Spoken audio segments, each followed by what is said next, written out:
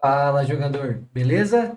Hoje vamos para mais uma análise de mão e a pergunta de hoje é: quando fazer slow play e por quê, né? E no River aqui também nessa mesma mão eu pergunto: transformar a sua mão em blefe, você sabe por quê, o motivo você tem que fazer isso ou não? Então é uma mão bem legal, é uma mão de Blind War, aqui é uma mesa de 4/8.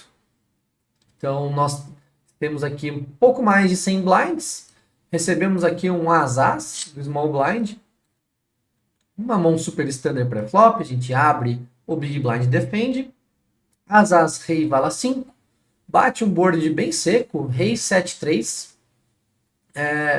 Aqui você pode sim adaptar o perfil do vilão, né? Se você vai jogar de check ou se você vai jogar de c-bet. É um board relativamente seco, o seu c-bet vai acabar passando bastante, as mãos que vão continuar aí vão ser, claro, as mãos de valor, né? Algumas trincas, alguns dois pares, né? Mais os dois pares com o rei do que o 7/3 ali no caso. E o range mais fraco que ele vai continuar aí, possivelmente são alguns reis X, né? Com kicker as ou kicker dama, valete, que seja, e alguns straight draws. E dando check, a gente pode também abrir uma margem para o jogador atacar algumas mãos mais fracas. Porém, quando a gente tem um par de as na mão aqui, diminui um pouco a nossa jogabilidade para turn. A gente tem live cards a menos aqui para fazer dois pares. Então pode ocasionar algumas decisões um pouco mais complicadas jogando em check call aqui.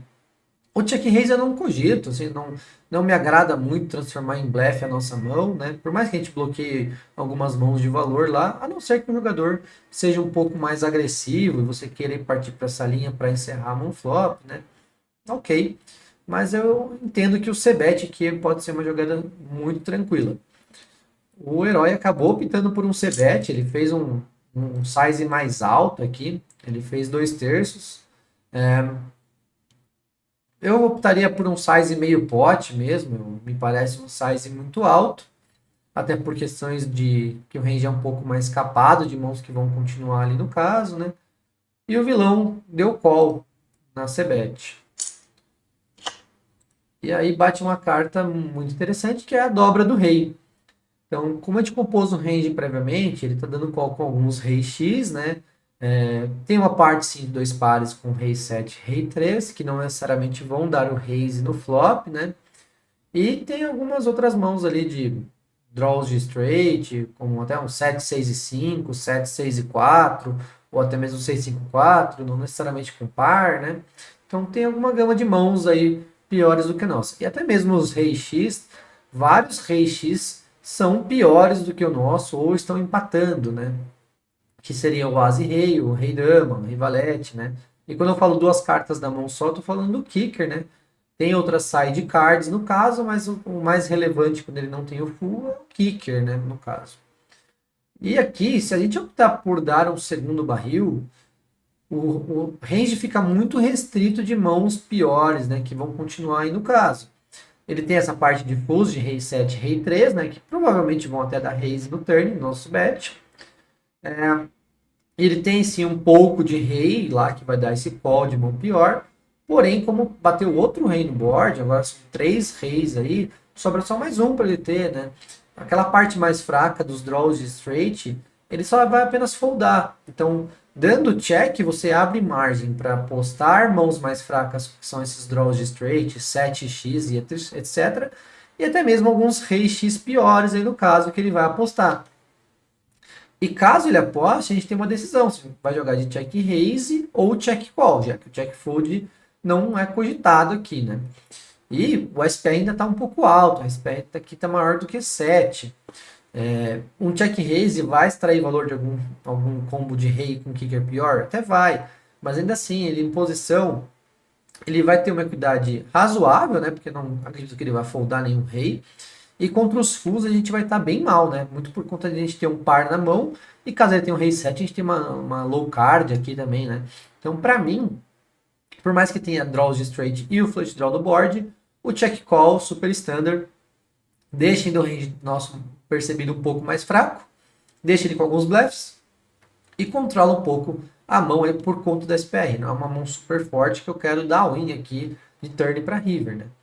E então a melhor decisão aqui para mim é o check call. o herói deu check, o vilão acabou não apostando, isso também é uma informação muito importante, né?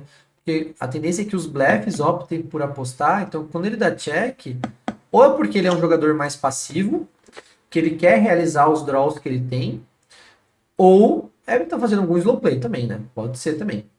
Mas os reis X, ele dificilmente vai deixar de apostar. E aí bate uma carta interessante que é o 10 de ouros. Interessante por quê? Porque agora a gente pode perder para alguns flushes, e como ele deu check behind turn, ele pode sim ter alguns flush draws dando check para realizar, né? E aí a gente tem uma decisão, se a gente vai apostar ou dar check. Se a gente apostar, a gente pode fazer alguns baby flushes foldarem, porém ainda tem uma parte de flushes mais fortes que eu não acho que ele vai optar por fold, porque a gente deu check turn, a gente representou um pouco de fraqueza, então não necessariamente a gente vai ter tantos fulls aí no caso, e ele pode acabar dando calls, né? Ainda mais se for um size mais baixo e tudo mais. A outra parte que tá air, que são 7x, draws de straight, ele vai foldar, a gente ganharia a mão igual, né? Então, para mim, já que eu não vejo tantos os flushes fortes foldando, a melhor decisão é dar check, já que dificilmente ele vai blefar essas cartas load, straight draws e 7x. Até mesmo caso ele tenha um improvável rei X, ele não aposta, a não ser que ele tenha rei 10 agora, né, já que ele não apostou turn, ou o slow play de rei 7. E os flushes dele vão dar check também, né? E caso ele experimente um value bet, né, que aí vai ser desses fulls de rei e talvez algum flush, você pode ter a decisão de blefar a sua mão ou não. Porém, como eu disse, ainda ele tem presente no range dele alguns fulls de rei 7 e rei 10. Então, seria algumas partes que estaria se auto-value betando aí no caso, né, estaria se value betando, então não vai ser interessante. E os flushes ele pode até dar uma levelada e que ele dá esse hero call aí por conta da história contada durante toda a mão. Então, para mim, aí a decisão é só um check fold mesmo, não transformaria em blefe, né? Não arriscaria nesse caso, e acho que eu vou puxar mão muitas vezes ainda, né? Porque não necessariamente ele vai ter sempre esse flush aí no caso, né? E foi o que o herói fez, ele deu check, ele não apostou, não transformou em blefe que não aposta, não sei se ele daria check raise, mas ele acabou puxando a mão, então o vilão ali só brecou, provavelmente ele pode ter ali um dama-dama, um 7x, e só quis levar para showdown mesmo, não transformou em blefe. E ok, isso vai acontecer bastante também no jogo. Então, espero que tenham gostado. Eu achei uma mão legal, é uma situação interessante esse turn, né? Onde é uma carta um pouco scared para o seu range. A tendência é que você break algumas mãos, né? Por exemplo, você tem um Azaz, um Dama-Dama, um 7x, é uma carta que você tende a brecar, já que é um board mais seco, né? E ele vai ter bastante rei pagando no flop, né? E aqui a decisão entre o check raise e o check call no turn é o check call por não ver muito valor a ganhar aqui dando check raise, né? Já que a gente vai estar atrás da mão algumas vezes, né? E fazer mãos muito piores foldarem, beleza? Então, mais uma análise de mão aí para vocês. Muito obrigado e até a próxima.